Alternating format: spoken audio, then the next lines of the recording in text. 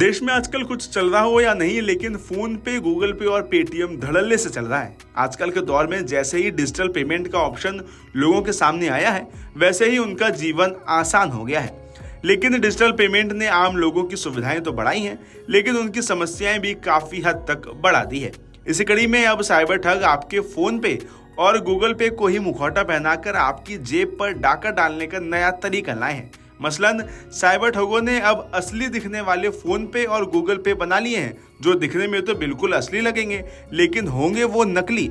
ऐसे में आप इससे कैसे बच सकते हैं और इसे पहचानने के लिए क्या क्या तरीके हैं, आपको हम अपने इस वीडियो में बताते हैं। आमतौर पर भारत में अधिकतर दुकानदार अब इन डिजिटल पेमेंट एप्स के जरिए पेमेंट को एक्सेप्ट करते हैं।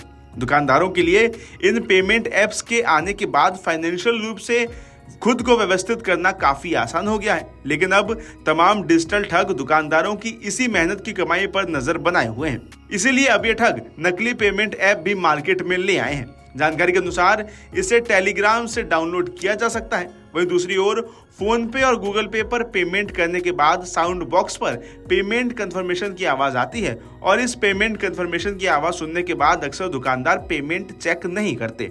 ऐसे में फर्जी ऐप के जरिए बिल्कुल असली फोन पे, गूगल पे की तरह ही पेमेंट मैसेज दिखता है, जो देखकर दुकानदार असली और नकली में फर्क नहीं कर पाता। यानी दुकानदार को लगता है कि सच में पेमेंट किया गया है और वो उस पेमेंट को एक्सेप्ट कर लेता है। वहीं इस मामले पर एक रिपोर्ट भी सामने आई है, जिसमें बताया गया है कि साइबर धोखेबाज लगातार अपना तरीका बदल रहे हैं। उन्होंने नकली यूपीआई ऐप के पेमेंट गेटवे की नकल कर ली है। इससे होता यह है कि दुकानदार या पैसे लेने वाले को नकली ऐप नकली पेमेंट नोटिफिकेशन दिखाता है।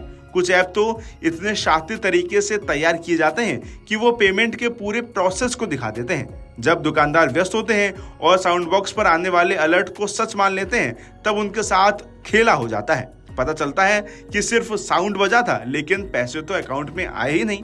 वहीं इस पूरे मामले पर एक्सपर्ट्स का कहना है कि ऐसा कोई तरीका तो फिलहाल सामने नहीं आया है जिसके जरिए ये समझा जा सके कि कौन सा ऐप असली है और कौन सा ऐप नकली। एक्सपर्ट्स ने इस मामले पर एक ही एडवाइस दी है कि दुकानदारों को पेमेंट को वेरीफाई करना चाहिए, यानी दुकानदार अपने मोबाइल पर चेक कर लें कि पेमेंट उन्हें मिल गया है या नहीं। सिर्फ साउंड बॉक्स के भरोसे रहने से धोखाधड़ी की संभावना और अधिक बढ़ सकती है। इसलिए व्यक्ति को ये सुनिश्चित कर लेना चाहिए कि पैसा अकाउंट में ट्रांसफर हो गया है या मामला कहीं फंसा हुआ है।